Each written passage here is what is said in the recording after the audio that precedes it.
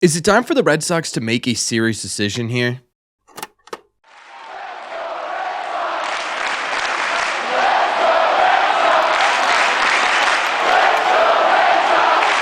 What is going on, everybody? Welcome back to Red Sea Radio. My name is Corbin, and thank you very much for clicking on this video. Look, since April, one of the best prospects in Major League Baseball and a guy the Red Sox have fully invested in has been struggling at the Major League level. Coming out of April, Kristian Campbell was on fire. He was hitting .301 with a .407 on base percentage and a .902 OPS, which was a 155 OPS. Plus, it was good enough to win April Rookie of the Month and a blazing hot start to his Major League career. Since then, though, things have sort of gone downhill in a pretty dramatic way. Last month in May, he was one of the worst hitters in Major League Baseball with a 134 average, a 184 on base percentage, and a 171 slug. Good for just a one OPS plus, 99% below league average production. His strikeout rate jumped up, his power disappeared, and for the first time in his professional career, really, even looking back at his minor league career, Kristian Campbell was struggling for the first time ever. So far this month, it's been kind of more of the same. I know it's only 4 games, so to be fair, this is an extremely small sample size, but so far in the month of May, he is just 2 for 13 as well. And the question has become whether or not the right decision for the Boston Red Sox is to keep him in Major League Baseball, allow him to struggle in Major League Baseball and figure himself out at the Major League level, or if it's better to option him down to AAA to let him work things out there in a sort of stress-free, expectation-free environment and then make his way back up. And that's exactly what we're looking at in today's video. Now, in order to take a look at both sides of this coin pretty fairly, in my opinion, I think it's best if we reference an article written by the greatest sports writer of our generation, Alex Spear, who actually created an article about this same thing where he talked to 2 of the best players in Major League Baseball about how they handled their slow starts to Major League Baseball. So we're going to talk about that a lot in this video. So I'm going to link the description of that article down below for you guys to read if you want to read the full thing. But let's start with talking about the reasons for the Red Sox optioning Kristian Campbell down. And for that argument, Alex Spear talked to one of the greatest baseball players of all time, Mike Trout, who also struggled in his first appearance in Major League Baseball and ended up spending some time in AAA before finishing out his season extremely strong and becoming the player we all know in Mike Trout. In this article, Trout says, quote, "At the time it was frustrating because you come up here, you want to stay, but I think it helped me, knowing what to expect the next time I got the call, how to prepare myself, and how to make adjustments the second time I was called up.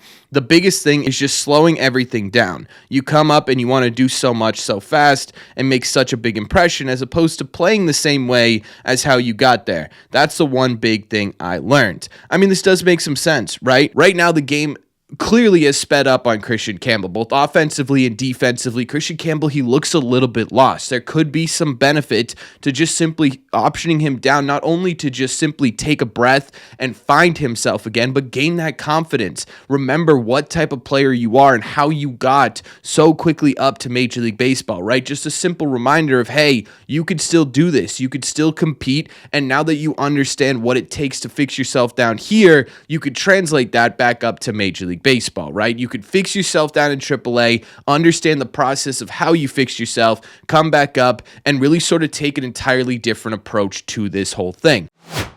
And it's not like the Red Sox don't have options if they were to go about this route. Yes, they did extend Kristian Campbell for a long period of time, but he is still making pretty decently low money, so it wouldn't be the worst idea in the world to have him optioned down to AAA. He does still have those options despite the extension on that contract. It's not like he would have to agree with it or request it or anything like that. You could just make this decision yourselves, and you do have options to fill that hole as well. You have Marcelo at the Major League level right now, who's struggling in his own right, but has a much smaller amount of plate appearances to really make a decision one way or the other on that, who could play second base for you. You could call up a Sogard, a Nate Eaton to play third base in the meantime. You also have Vaughn Grissom, who's still plugging away in AAA down there. He can absolutely still play second base for you, right? Might not be a bad idea to get a guy who's making a lot of contact up at the Major League level right now for at the bare minimum, just simply to cut down on the strikeout rate. You're getting it at second base right now. Or you could get really creative, right? You could bring, say, Don Rafaela into the infield somewhere, whether that be second or third base,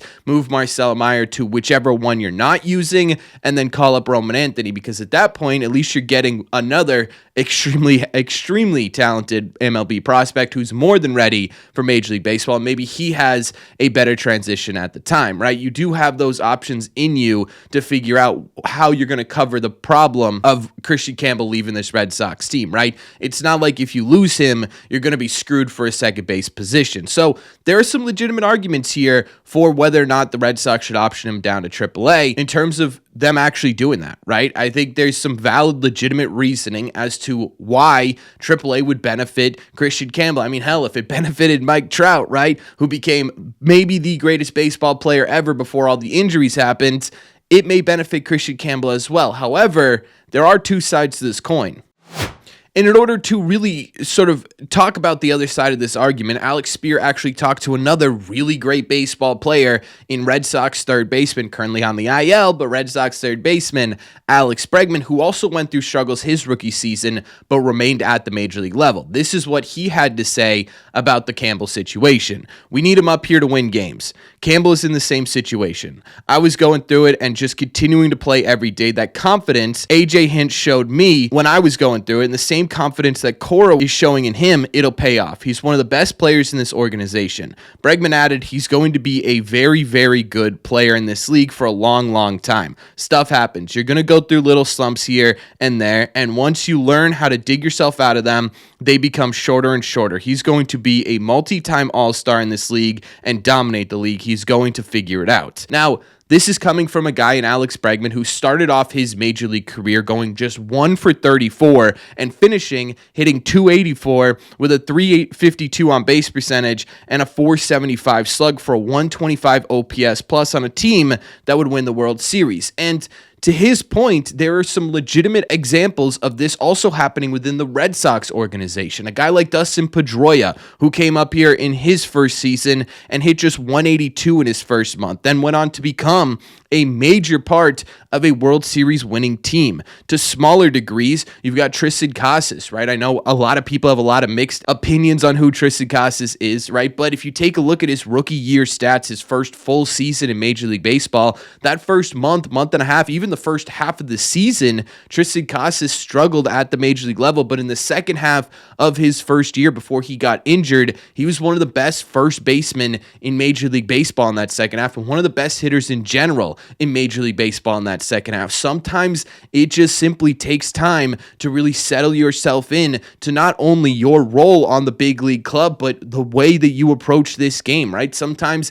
it takes major league at-bats to figure it out. There's only so much you're going to learn in AAA. There's only so much you're going to be able to figure out in AAA, and sometimes going down to AAA has the opposite effect, right? Sometimes it puts a guy in a headspace of, I'm not good enough to be in Major League Baseball, and I don't know if I'm ever going to be good enough in Major League Baseball because I failed and they sent me down. Sometimes it has the exact opposite reaction than what you're hoping for. Even guys recently, like Gunnar Henderson, who came up here and struggled in his first 2 months at the Major League level. Now, his struggles are a little bit different than Kristian Campbell's, but it's sort of a similar situation here where it's a highly touted prospect. He comes up as sort of this, hey, this is a guy who's going to turn this lineup around. He struggles for a bit and then ends up winning Rookie of the Year by the end of the season, right? We've seen it 100 times before where guys just simply need some time and space to figure out what they're going to do at the Major League level. Now, all of these conversations that we're having about these guys who struggled are kind of different than Kristian Campbell a little bit, right? Because